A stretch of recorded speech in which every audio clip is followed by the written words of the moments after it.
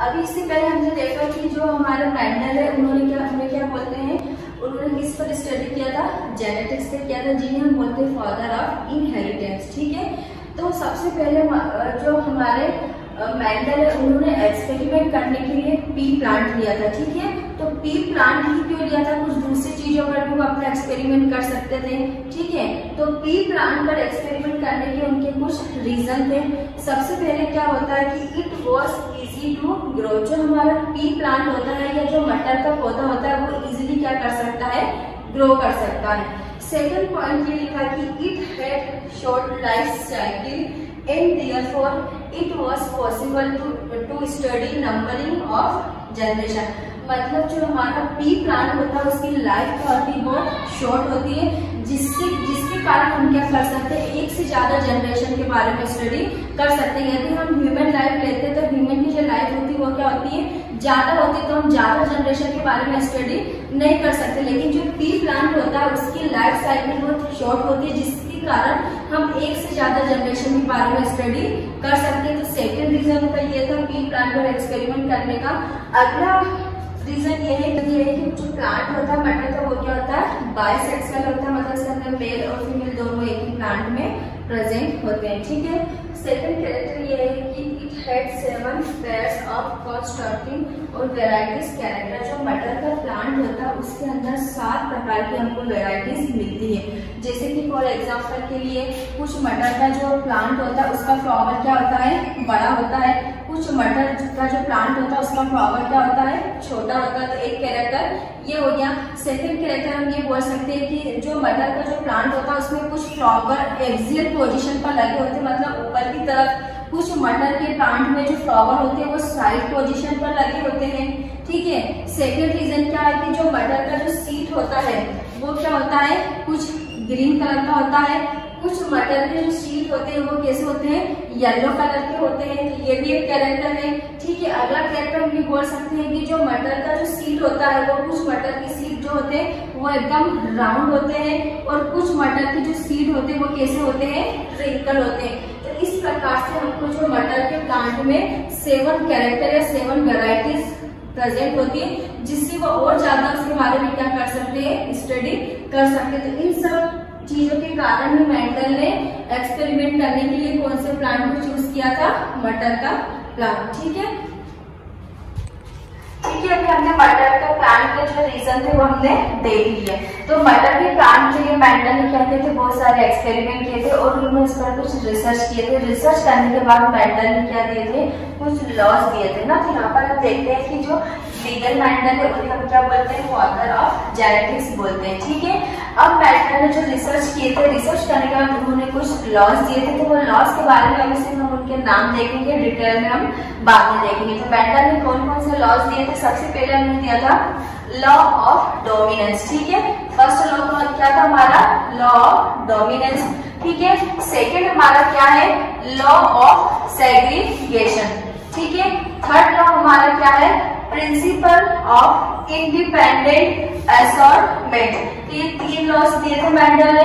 कौन कौन से दिया था, सबसे पहला हमारा लॉ ऑफ डोमिनेंस, सेकेंड हमारा लॉ ऑफ सेग्रीगेशन, और थर्ड हमारा क्या है, प्रिंसिपल ऑफ इंडिपेंडेंट असॉर्टमेंट। ठीक है, अब हम इन लॉ के बारे में डिटेल में हम बाद में देखेंगे। सबसे पहले अभी हमने इससे पहले वो देखा था, कुछ हमने ये देखा था कि हम ये कैसे बता पाएंगे कि पेरेंट्स के कौन से कैरेक्टर बच्चों में आते हैं। जैसे कि हमने एग्जांपल के लिए अभी मैंने आपको थोड़ी देर पहले बताया था कि जो मदर की जो आई कलर है उसका कलर क्या है, ब्राउन है, और जो फादर है उसकी आई या आंख का कलर क्या है, ब्लैक है। तो जो ऑफ स्प्रिंग होगी उसकी आई का कलर क्या होगा, ठीक है, वो हमको देखना है। तो सबसे पहले उसको देखने के लिए यहाँ पर हम देखेंगे कि जो हमारे ट्रेट या कैरेक्टर होते हैं वो 2 प्रकार के होते हैं। अपन ने ट्रेट्स के बारे में पहले भी पढ़ा था, इनहेरिटेड और एक्वायर्ड। ठीक है, अब यहाँ पर हम दूसरे प्रकार के ट्रेट्स पढ़ेंगे। सबसे पहले ट्रेट्स होता है हमारा डोमिनेंट और एक होता है रिसेसिव। ठीक है, रिसेसिव ट्रेट और एक होता है हमारा डोमिनेंट। तो डोमिनेंट ट्रेट्स की डेफिनेशन देखते हैं। सबसे पहले हम, it is the one that express itself in the presence और एब्सेंस और ऑफ रिसेसिव। ठीक है, तो डोमिनेंट ट्रेट्स क्या होता है कि जो हमको जो हमारी जो नेक्स्ट जनरेशन होती है उसमें जो हमको दिखाई देते हैं वो हमारे क्या होते हैं, डोमिनेंट। जैसे कि फॉर एग्जांपल के लिए ये हमारा क्या है, मदर की आई है और ये हमारे क्या है, फादर की है, ठीक है। जब इन दोनों में कॉम्बिनेशन हुआ तो इन्होंने क्या किया, एक ऑफ स्प्रिंग दिया, ठीक है। अब इस ऑफ स्प्रिंग की आई का कलर ब्राउन है या ब्लैक है, तो वो हमको कैसे पता पड़ेगा, इस डोमिनेंट ट्रेड से। मतलब कि जो हमारा जो डोमिनेंट ट्रेड होता है ना, उसको हम कैपिटल लेटर में शो करते हैं, और जो रिसेसिव ट्रेड्स या कैरेक्टर होता है उसको हम स्मॉल लेटर में शो करते हैं। तो जो हमारा डोमिनेंट ट्रेड्स होता है वो रिसेसिव ट्रेड्स या कैरेक्टर को क्या कर देता है, दबा देता है, जिसके कारण जो नेक्स्ट जनरेशन आती है उसमें हमको रिसेसिव कैरेक्टर नहीं दिखता है। कौन सा कैरेक्टर दिखता है, ट्रेड। तो जो ज्यादा इफेक्टिव होगा वो कैरेक्टर हमको नेक्स्ट जनरेशन में दिखेगा। अब यहाँ पर जो हमारी जो आई का कलर है ब्राउन, वो ज्यादा क्या है, इफेक्टिव है, मतलब वो क्या है, डोमिनेंट है। इसलिए जो हमारी नेक्स्ट जनरेशन होगी उसमें जो ऑफ स्प्रिंग या संतान का जो आई का कलर होगा वो क्या होगा, ब्राउन होगा। क्यों, क्योंकि जो डोमिनेंट कैरेक्टर है उसने रिसेसिव कैरेक्टर को क्या कर दिया है, दबा दिया है, इसलिए वो हमको नेक्स्ट जनरेशन में रिसेसिव कैरेक्टर नहीं दिखाई दिया। कौन सा कैरेक्टर दिखाई दिया है, ये वाला, कौन सा, डोमिनेंट, ठीक है। आगे समझते डोमिनेंट ट्रेड्स की डेफिनेशन क्या है, कि जो हमको क्या करता है, जो रिसेसिव कैरेक्टर की प्रेजेंस और अब्सेंस दोनों में हमको क्या करता है, दिखाई देता है, वो हमारा क्या कहलाता है, डोमिनेंट। जैसे कि हमने क्या किया है, मटर का प्लांट लिया है, ठीक है, जो कि क्या है, कैपिटल टी है, मतलब मटर का प्लांट क्या है, लॉन्ग साइज का है। एक हमने मटर का प्लांट लिया है जो कि क्या है, स्मॉल है, तो स्मॉल वाले को हमने काय से डिनोट किया है, स्मॉल प्लांट को हमने काय से डिनोट किया है, स्मॉल टी से। और एक मटर का प्लांट है जो कि क्या है, बड़ा है, जिसको हमने काय से डिनोट किया है, कैपिटल टी से, ठीक है। तो कैपिटल टी मतलब इसमें कौन सा कैरेक्टर है, डोमिनेंस। डोमिनेंस कैरेक्टर को हम कैपिटल से डिनोट करते हैं और रिसेसिव को हम काय से डिनोट करते हैं, स्मॉल से। जब हम इन दोनों प्लांट के बीच में क्या करवाएंगे, क्रॉस करवाएंगे, तो यहाँ पर हमको एक नया मटर का प्लांट मिलेगा, कैपिटल टी और स्मॉल टी। अब हमको ये बताना है कि ये जो नया मटर का प्लांट बना है वो लंबा होगा या शॉर्ट होगा। तो यहाँ पर कौन सा कैरेक्टर डोमिनेंट है, कैपिटल टी। कैपिटल टी जो है उसने इस वाले कैरेक्टर को क्या कर दिया है, दबा दिया है, इसलिए जो शॉर्ट वाला कैरेक्टर है वो हमको नेक्स्ट जनरेशन में नहीं दिखाई देगा। कौन सा दिखाई देगा, सिर्फ कैपिटल टी। तो जो नया प्लांट बनेगा वो कैसा होगा, हमारा टॉल होगा, मतलब लंबा होगा, क्योंकि उसका डोमिनेंट कैरेक्टर क्या है, इफेक्टिव है, और रिसेसिव कैरेक्टर जो क्या है वो क्या हो गया, हाइट हो गया। तो आगे समझ में डोमिनेंट जो हमको जनरेशन में दिखाई देगा वो हमारा कौन सा कहलाता है, डोमिनेंट, ठीक है। अगला हमारा है रिसेसिव ट्रेड, ठीक है।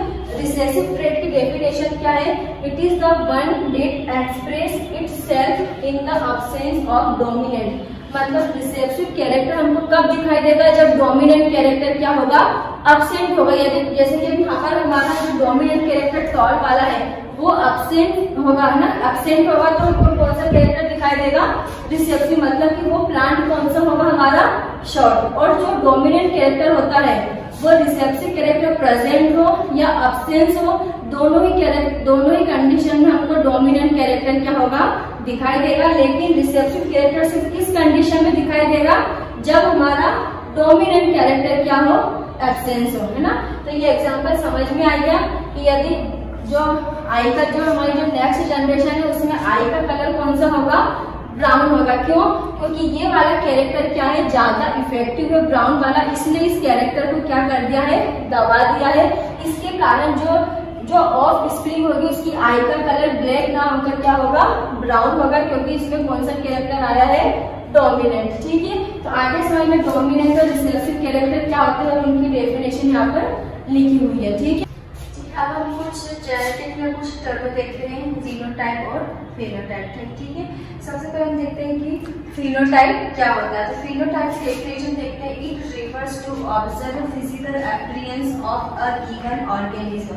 मतलब कि फिनोटाइप क्या होता है कि जो नेक्स्ट जनरेशन में जो हम फिजिकल अपीयरेंस देखते हैं, कि जैसे कि जो हमने दो प्लांट लिए, एक प्लांट लॉन्ग था एक प्लांट शॉर्ट था, तो उनसे जो ऑफ स्प्रिंग या नया प्लांट बना है वो क्या हुआ, टॉल हुआ। तो हमको उसकी फिजिकल अपीयरेंस क्या दिख रही कि वो प्लांट क्या है, टॉल है या फिर शॉर्ट है। तो जो हमको फिजिकल दिखता है वो हमारा क्या कहलाता है, फिनोटाइप, ठीक है। जैसे कि हमने जैसे कि कोई प्लांट टॉल है या फिर वो क्या है डार्क मतलब छोटा है, तो ये हमको क्या दिख रहा है, उसकी फिजिकल अपीयरेंस में हमको ये दिखाई दे रहा है, तो ये हमारा क्या है फिनोटाइप। सेकंड हमारा क्या है जीनोटाइप। जीनोटाइप में क्या है, it refers to genetic code responsible for any phenotype. मतलब जीनोटाइप क्या होता है कि जिसको हम जेनेटिक कोड के द्वारा क्या कर सकते हैं, शो कर सकते हैं। जैसे कि प्लांट क्या है टॉल है, तो टॉल वाले प्लांट को हमने कौन सा जेनेटिक कोड से शो किया है, कैपिटल टी से, तो ये हमारा क्या हो गया जीनोटाइप। यदि प्लांट क्या है शॉर्ट है, तो हमने उसको काय से डिनोट किया,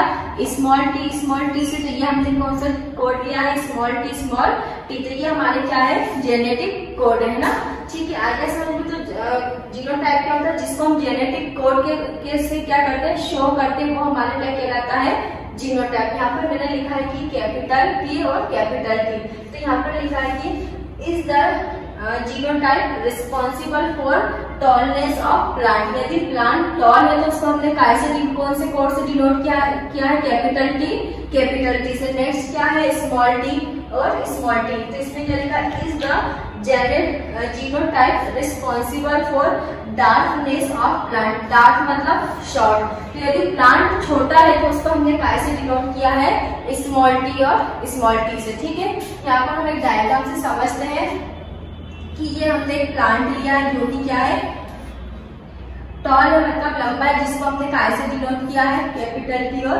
कैपिटल टी से। यहाँ पर हमने एक दूसरा प्लांट लिया है जो कि क्या है शॉर्ट है, जिसको हमने काय से डिनोट किया है, स्मॉल टी और स्मॉल टी से, ठीक है। जब हमने इन दोनों प्लांट के बीच में क्रॉस करवाया तो एक कैपिटल टी इधर से आएगा और एक स्मॉल टी आएगा। अब प्लांट क्या होगा, लॉन्ग होगा कि शॉर्ट होगा, तो जो हमारा डोमिनेंस कैरेक्टर होगा वो इसको क्या कर देगा, दबा देगा।